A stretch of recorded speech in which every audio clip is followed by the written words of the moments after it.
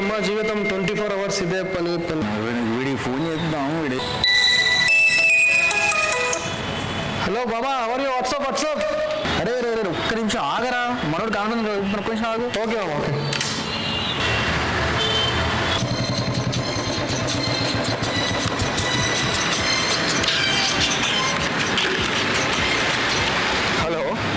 Hello మామ చెప్పరా, ఏం సంగతి? మామ, మీరిద్దరు లైన్లో ఉన్నారు, మీ ఇద్దరు కలిపి చెప్తున్నా, అర్జెంట్గా మన అడ్డాకి వచ్చేసేయండి ఇమ్మీడియట్గా. ఓకే ఏంటి మామ మీరు ఎప్పుడు లేట్ వస్తారు? వాడు ఎప్పుడు అంతేమా, కానీ వచ్చినప్పుడల్లా సుడిగాల్లో వస్తుంది. బాబా నేను వచ్చేసా. ఎప్పుడు వచ్చినా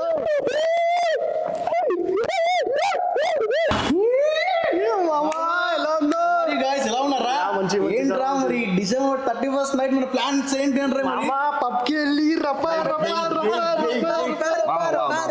కూర్చో. మంచి రిసార్ట్ బుక్ చేసుకుని అంతా డీజే పెట్టుకుని ఇవన్నీ కాదురా, ఇవన్నీ ఓడరా, మనం ఏదో కొత్తగా ఆలోచిద్దాం. సో మనకు పని చేద్దాం, నైట్ లాంగ్ డ్రైవ్కి వెళ్దాం, ఫుల్గా మందు తీసుకొని తాగేసే మనం తెల్లా మర్చిపోయాను చెప్పండి. నేను కాసిమని ఇన్వైట్ చేశాను నేను. వస్తున్నారా? సూపర్ మా, నువ్వు సూపర్ మా, మంచి పని చేసు.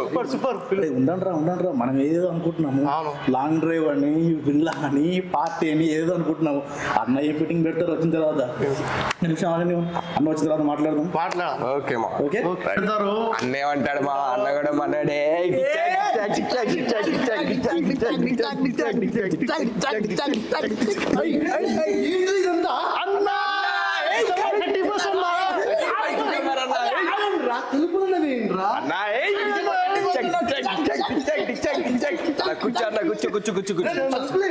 ఎలా ఉన్నారా మీరందరూ? మిమ్మల్ని చూసి చాలా ఏళ్ళు అయిపోయిందిరా. నువ్వే కలవట్లేదా? బాగా బిజీ అయిపోయావన్నా ఈ మధ్య నువ్వు. అవునన్నా. అరే బిజీ అంటే గుర్తుకొచ్చిందిరా, కింద వాచ్మెన్ బండ బూతులు తిరుగుతున్నారా అన్న. December 31st అన్న. అరే December 31st ఎందుకు చేసుకుంటారో తెలుసా అసలు మీకు? December 31st కాబట్టి. అంతేగా. Very good. Very good. భలే ఉన్నారా మీరు. అంటే ఇట్లాంటి ఒక మాట చెప్తా. అరే ఆల్రెడీ ఈ రోజుతో మన జీవితంలో ఇంకో ఇయర్ దొబ్బింది, అవునా? ఒప్పుకుంటారా దానికి? ఈ ఇయర్లో మనం ఎక్కడ ఫెయిల్ అయ్యాము, ఎక్కడ సక్సెస్ చేసాము, ఏం అచీవ్మెంట్ చేసాము, ఇవి మనం అనలైజ్ చేయాలి. అనలైజ్ చేసుకుని ఏం చేయాలి, ఈ ఫెయిల్యూర్ని నెక్స్ట్ ఇయర్కి మనం ఎలా సక్సెస్ చేసుకోవాలి, ఆ ఫెయిల్యూర్స్ని, అలాగే మన సక్సెస్ని నెక్స్ట్ ఇయర్కి ఎలా కంటిన్యూ చేయాలి. ఇలా అనలైజ్ చేసుకుంటే దాని ద్వారా వచ్చేది సెలబ్రేషన్స్ రా. అవి సెలబ్రేషన్స్. ఎప్పుడు చూసినా ఏ తాగుడు తిరుగుడు ఏం తెలియదు. నీ అచీవ్మెంట్స్ ఏంటరా? ప్రమోషన్ వచ్చింది నాకి. అబ్బో నువ్వు చెప్పు. ఈ ఇయర్ మంచి కార్ తీసుకున్నా అన్న. నువ్వు చెప్పరా. మన ఇయర్లో పీకింది ఏం లేదన్నా. ఏమైందిరా? ఏదో చేద్దాం అనుకున్నా కానీ అది కుదరలేదు. ఏమైందిరా? అంటే ఏం లేదన్నా, ఇయర్లో మంచి ఫ్లాట్ తీసుకుందామని చెప్పి ఒక ఆలోచన ఉండే మాకు. కొన్ని రీజన్స్ వల్ల ఈ ఫ్లాట్ ఏదైతే తీసుకుందాం అనుకున్నానో అది తీసుకోలేకపోయాను అనమాట.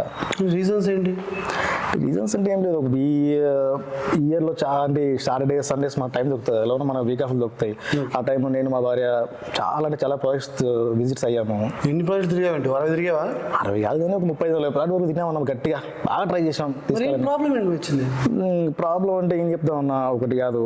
సో ఇప్పుడు బడ్జెట్ విషయంలో ఒక ప్రాబ్లం ఒకటి చూసుకున్నాం. బడ్జెట్, లేకపోతే లొకేషన్ అని, డిస్టెన్స్ అని, అప్రూవల్స్ అని, లేకపోతే వాళ్ళ క్వాలిటీ పరంగా మంచి క్వాలిటీ మెటీరియల్ వాడారా లేదని ఒక ప్రాబ్లం, బిల్డర్ కరెక్ట్ ఉన్నారా లేదా అదొకటి, లేకపోతే వాటర్ ఇష్యూస్ అని, లేకుంటే ఇది మన గేటెడ్ కమ్యూనిటీ కాదు, అవును అదొక డౌట్, అంటే అపార్ట్మెంట్ ప్రాజెక్ట్ గేటెడ్ కమ్యూనిటీసా కాదా, ఈ ఒక చిన్న రీజన్స్, సెక్యూరిటీ పరంగా బాగుంటుంది లేదా అని ఒక రీజన్స్. సో ఒకటి కాదు, చాలా రీజన్స్ ఉన్నాయి అన్న.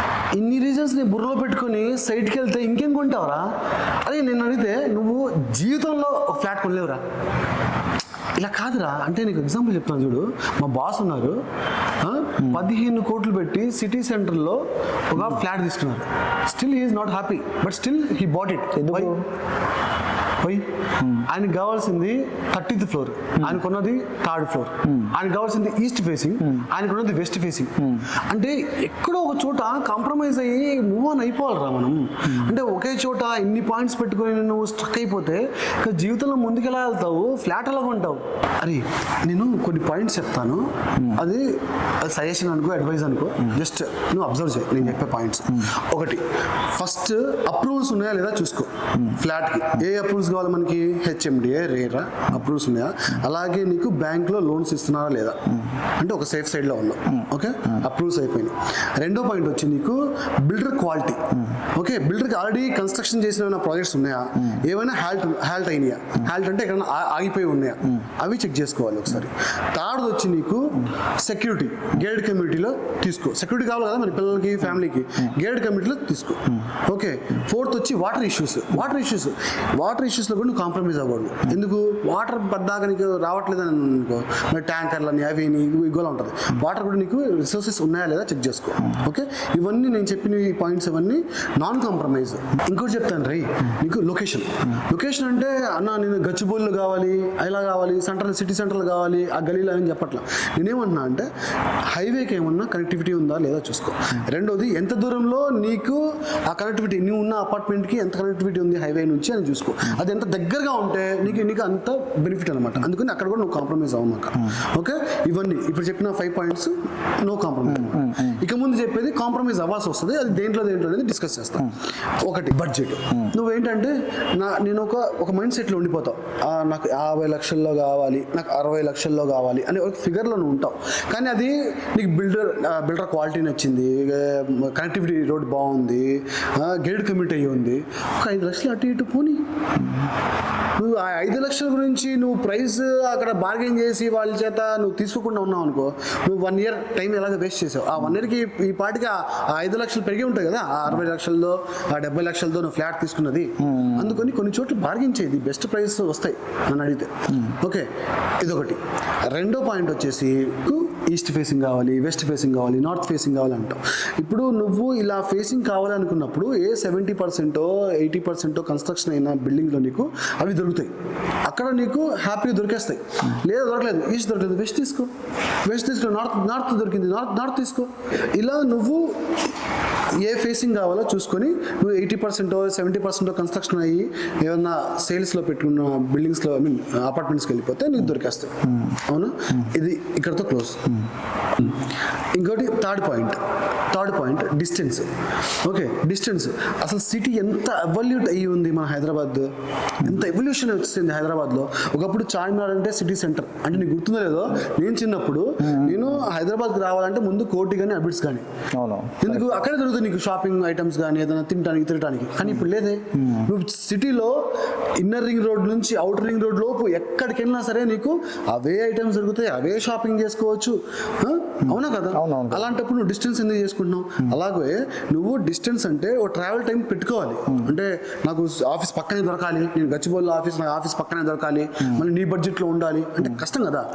అందుకని నువ్వేం చేయాలి, మినిమం 30 minutesలో డ్రైవ్లో ఉండేటట్టుగా, 40 minutes డ్రైవ్లో ఉండేటట్టుగా ట్రావెల్ చేయాలి, తప్పదు. అది ఆఫీస్ అయినా సరే, పిల్లలు స్కూల్ అయినా సరే, లేదా పెద్దవాళ్ళు కాలేజ్కి అయినా సరే, లేదా హాస్పిటల్స్ అయినా ఏదైనా సరే. అవునా? ఓకే, అలా అది ఒకటి కన్సిడర్ చేసుకో. నెక్స్ట్ పాయింట్, బాల్కనీస్ అని చెప్పావు. అంటే బాల్కనీస్ చిన్నది ఉన్నదా, పెద్దది ఉన్నదా, అసలు బాల్కనీస్ లేవా అని నేనేం చెప్తాను అంటే, నువ్వు బాల్కనీస్లో ఎంత టైం స్పెండ్ చేస్తావు మ్యాక్సిమం? ఓకే, 1 monthలో ఒక రోజు మొత్తం కూర్చుంటావా? లేదే, అవ్వదే. వర్షాలు అని చెప్పి, ఎయిర్ అని చెప్పి, పొల్యూషన్ అని చెప్పి, డస్ట్ అని చెప్పి ఎప్పుడూ లోపలే ఉంటావు. అది కూడా నీకు తగ్గట్టుగా అనుకూలంగా ఉంటే అది కూడా ప్లాన్ చేసుకో. అది చిన్నదైనా బాల్కనీ పర్లేదు ప్లాన్ చేసుకుని తీసుకో. అరే ఇవన్నీ నేను ఎలా చెప్తున్నా అంటే, ఈ మధ్య నేను కూడా ఒక ఫ్లాట్ తీసుకున్నా. ఓ సూపర్, కంగ్రాచులేషన్ అన్నా. కంగ్రాచులేషన్స్ అన్న. అది ఎక్కడ కొన్నావునా? చెప్తాను రాదు. ఓకే, అంటే నేనేం చెప్తున్నా అంటే, మీరు బుర్రలో ప్రతిదీ పెట్టుకోమాకండి, ఓకేనా? అంటే ఇన్ని కన్సిడర్ చేశారనుకోండి, you cannot come to A conclusion రారు. ఎందుకంటే నేను కూడా మీలాగా ఐదే వచ్చినాను కదా, చెప్తున్నాను నీకు నా ఎక్స్పీరియన్స్ బట్టి చెప్తున్నాను. You better what I have said earlier, ఒకసారి కన్సిడర్ చేయండి. కన్సిడర్ చేసి మీరు కూడా మంచి ఫ్లాట్ తీసుకోండి. సూపర్ అన్న. అయితే చిన్న డౌట్ అన్న, అయితే మీరు ఫ్లాట్ కొన్నారు కదా, ఆ ప్రాజెక్ట్ నుంచి ఒకసారి చెప్పండి, ఎక్కడ కొన్నారు అసలు? మీరు కొన్నారంటే ఇంక ఎంత రీసెర్చ్ అయింది అక్కడ కొన్నారంటే? రీసెర్చ్ చేయకుండా నేను తీసుకున్నాను. Correct correct. ఇది వచ్చి స్వాగత్ జూబిలెంట్ అని చెప్పి ఒక మంచి ప్రాజెక్ట్. ఇస్నాపూర్ ముంబై నేషనల్ హైవేకి ఓఆర్ఆర్ ఎగ్జిట్ నెంబర్ 3 నుంచి ఎగ్జాక్ట్ గా 6 కిలోమీటర్స్ లో ఉంది. ఓకే ఓకే, అది కూడా స్వాగత్ జూబిలెంట్ వాళ్ళది 25th project. Okay, Swagat housing corporation వాళ్ళది 25th ప్రాజెక్ట్. ఓ సూపర్.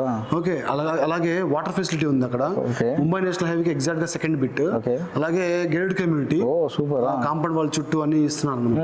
అలాగే నీకు అటు పక్క డెవలప్మెంట్ ఎక్కువ ఉందనేది నాకు అర్థమైంది. Okay. అందుకని నేను తక్కువ చేసి మొన్న రీసెంట్ గా ఒక మంచి ఆఫర్ కూడా ఇచ్చారు వాళ్ళు. ఓకే, యాక్చువల్గా ఆఫర్ డిసెంబర్ సంక్రాంతి దాకా ఉన్నట్టుంది. అవునా? ఓకే ఓకే, నేను అవును, ఒకసారి నా అడ్రస్ ఇస్తాను. Okay. ఒకసారి నువ్వు కూడా చూడు, నువ్వు కూడా ఒకసారి చూడు, మీరు కూడా ఒకసారి చూడండి. నేను ఇప్పుడు నా న్యూ ఇయర్ సెలబ్రేషన్స్ ఎలా చేసుకుంటున్నాను విన్నారు కదా మీరు. అంటే నేను ఫ్లాట్ తీసుకున్నాను, ఇంకో 6 months లో నేను అక్కడికి వెళ్ళిపోతున్నాను అనమాట. అంటే ఈ 6 months లో నేను లోపల ఇంటీరియర్ చేసుకుంటాను, అలాగే నేను మెమరైజ్ చేసుకుంటున్నాను. అంటే ఏమని, పిల్లలు మా క్లబ్ హౌస్లో ఆడుకుంటుంటారని చెప్పి నేను పొద్దున్నే వాకింగ్కి వెళ్తున్నాను అన్నట్టు. నెక్స్ట్ టైము నాకు 30-40 minutesలో నేను నా ఆఫీస్కి వస్తున్నట్టు, ట్రాఫిక్లో ఎక్కడ ఇరుక్కోకుండా నాకు జర్నీ అవుతున్నట్టు. అంటే ఇవన్నీ మెమరీస్, నీకు ఒక చిన్న హ్యాపీ మూమెంట్స్ నేను చిన్నగా బిల్డప్ చేసుకుంటూ వెళ్తున్నాను అనమాట. ఇది యాక్చువల్గా సెలబ్రేషన్స్ అంటే 31st డిసెంబర్ సెలబ్రేషన్స్ అంటే మనం అచీవ్ అవుతున్నాయి కొద్దీ మనం ఫ్యూచర్లో ఎలా వెళ్ళాలి అనేది అనలైజ్ చేసుకొని ఇది కంటిన్యూగా వెళ్ళిపోవాలి అలా. ఓకేనా? ఓకేనా? సూపర్, థ్యాంక్ యూ అన్న. Thank you for your guidance అన్న.